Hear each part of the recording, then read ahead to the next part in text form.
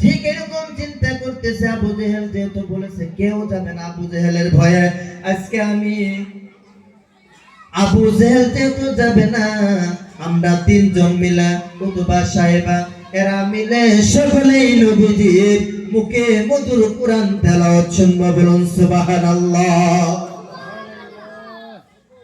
Abu Lahab Utba সাহেবা সুন্দর করে চলে গেল। যাওয়ার পরে দেখা গেল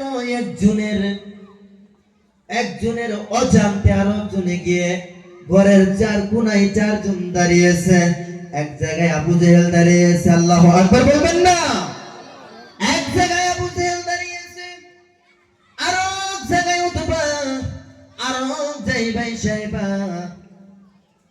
আরো এক জায়গায় আবু লাহাব দাঁড়িয়ে গেছে। আর গভীর রজনীতে নবীজির মুখের সুন্দর মিষ্টি বাণী শুনে আবু জেহেলেরা চারজন মিলে শুনতে শুনতে এদিকে রাত্রি পুহায়া দিনের যখন আলোর ছোটা কোণে আসতেছে, আবু জেহেল বলছে আর থাকা যাবে না, আর যদি থাকে তাহলে দুনিয়ার মানুষে দেখে নেবে আর বলবে আমাদের নেতা আবু জেহেল যদি মুহাম্মদের দরবারে যায় তাহলে আমরা কেন বসে থাকবো, আমরাও তার নেতা হয়ে তার কর্মচারী হয়ে তাকে অনুসরণ করনেওয়ালা হয়ে আমরাও মুহাম্মদের মুখের মিষ্টি বাণী কুরআন তেলাওয়াত শুনবো।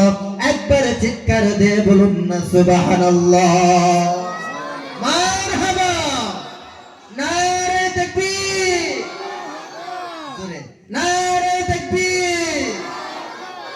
জানেন কোরআনের কত মধু, আরে এই কোরআনের মধু যারা পেয়েছে, মধু যারা গ্রহণ করেছে, আর তারাই জানে কোরআন কি জিনিস, কোরআন কি মধুর জিনিস। আজকে দুনিয়ার মোহে পড়ে, দুনিয়ার ভালোবাসায় পড়ে, দুনিয়ার লোভ লালসায় পড়ে আল্লাহকে ভুলে যায়।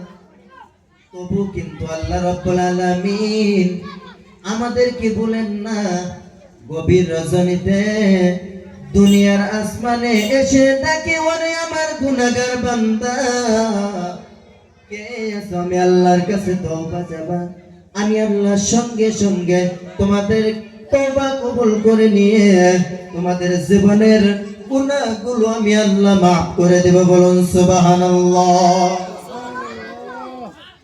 অতিও গভীর হয় রজনী যখন, নীরবে প্রভুর নাম জপিও তখন, প্রভুর করুণা যদি পাহিবারে যাও, গভীর রজনীতে প্রভুর গুণগান গাও। সেই জন্য বলছি আল্লাহ রাব্বুল আলামিন বান্দাকে মাফ করার জন্য দুনিয়ার আসমানে চলে আসেন। আল্লাহু আকবার বলবেন না? বলেন আল্লাহু আকবার। দুনিয়ার আসমানে যখন আল্লাহ রাব্বুল আলামিন চলে আসেন, আসার পরে দুনিয়ার মানুষকে বলেন, ওরে দুনিয়ার মানুষ তোমরা কি পেরেশানে পড়েছো? আমি আল্লাহর কাছে যাবা, আমি আল্লাহ তোমাকে দান করে দেব। টাকার অভাবে পড়েছো, আমি আল্লাহর কাছে যাবা, আমি আল্লাহ তোমাদের টাকার অভাব দূর করে দেব। যাবে তো ইনশাআল্লাহ? ঋণগ্রস্তর মধ্যে পড়ে আছো মানুষ, আমি আল্লাহর